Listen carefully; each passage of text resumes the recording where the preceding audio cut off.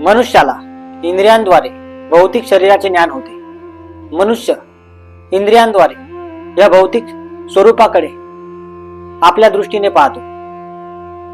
प्रत्येक दृष्टिकोन हा व्यापक करत असताना भौतिक तत्व हे त्याला नियमित मार्गदर्शन करत असतात. चित्ताची परिणती, चित्ताची व्याख्या प्रकट करत असताना चित्त म्हणजे काय, चित्ताचे स्वरूप कशा प्रकारे असले पाहिजे, चित्त हे कोणत्या दृष्टिकोनातून माणसाला सहाय्यभूत ठरते, याचा विचार आज आपण करणार आहोत. व्यापकतेने पाहिल्यास चित्त ही एक महाअवकाश अशी संकल्पना आहे. या महाअवकाशात अंतर्भूत असलेले प्रत्येक घटक, ग्रह, तारे, पृथ्वी, सूर्य अशा सर्व यंत्रणा आभामंडल स्वरूप कार्य करतात, जीवनाला नवी दिशा देत असतात. माणसाचे आभामंडल हे माणसाला जीविताची व्याख्या प्रणित करत असते. प्रत्येकाचे आभामंडल कधी शुद्ध, कधी अशुद्ध, कधी प्रशुद्ध या स्वरूपाचे असते. प्रत्येक आभामंडळाला एक भाषा असते, दृष्टी असते, एक नियमितता असते. याच आभामंडलातून मनुष्याला त्या त्या प्रकारच्या गोष्टी परिणत होत असतात, अवगत होत असतात. जीवनाला नवी दिशा देण्यासाठी या आभामंडलाची आवश्यकता असते. प्रकृती ही आपल्याला सर्व काही सांगत असते. प्रकृती ही आपल्याला सर्व काही वर्णन करून दाखवत असते. प्रत्येक वर्णनात अंतर्भूत असलेली प्रत्येक घटका प्रणाली ही आपल्याला परिभाषित करत असताना त्याची व्याख्या, त्याची रीती, त्याची शैली, त्याची कामना, त्याची आराधना ठरवत असते.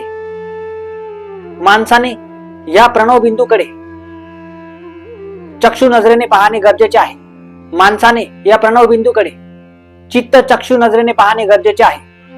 चित्त म्हणजे काय, चित्ताची व्याख्या कशा प्रकारे करता येऊ शकते, तर चित्त ही एक धारणा आहे, चित्त ही एक संकल्पना आहे, चित्त ही एक व्याख्या आहे. प्रत्येक व्याख्येत अंतर्भूत असलेली प्रत्येक प्रणाली ही जेव्हा सिद्ध करत असतात, तेव्हा सिद्धांना प्राप्त होणारी प्रत्येक घटना ही अंतर्भूत असणारी समाधी असते. हीच समाधी, हेच साधर्म्य सिद्ध करताना आपल्याला सजोत प्रणाली अवगत करणे गरजेचे राहील. माणूस म्हणून जगत असताना मानवाने प्रत्येक संकल्पना, प्रत्येक उद्दीपित असलेली व्याख्या प्रकट करताना जीविताचे अनुमोदन देणे गरजेचे आहे. जीविताचे अनुमोदन सांगणे गरजेचे आहे. कारण जीवित तत्व हे 4 परामर्शातून सिद्ध होत असते. धर्म, अर्थ, काम, मोक्ष या व्याख्या आपल्याला त्या त्या दृष्टिकोनातून सिद्ध होत असतात. माणूस म्हणून जगत असताना, माणूस म्हणून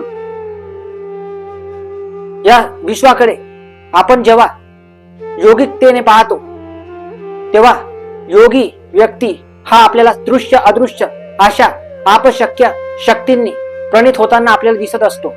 सामान्यतः वरवर दिसणारी प्रत्येक अवस्था ही आपल्याला अंतर्भूत करणारी प्रत्येक घटक मीमांसा ठरवून देत असते.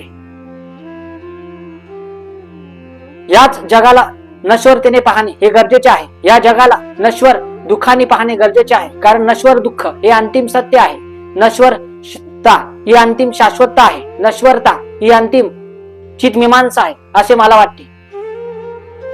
काय कशासाठी उचलले आता सजविला देह नश्वर नश्वर, या नश्वराचे वेदी उपहासे परिहासे, वाया झाली योनी नश्वर नश्वर, आप परी याहून नेदी ल्याला राहून, चित्त शुद्धी शोधाहून सर्वेकात्म निश्चया, आत्मा म्हणे तो सर्वथा, आत्मा म्हणे तो सर्वथा, अपार होऊनी ठेविला, आत्मदोष निरूपिला, दरिता आत्मवैकुंठ.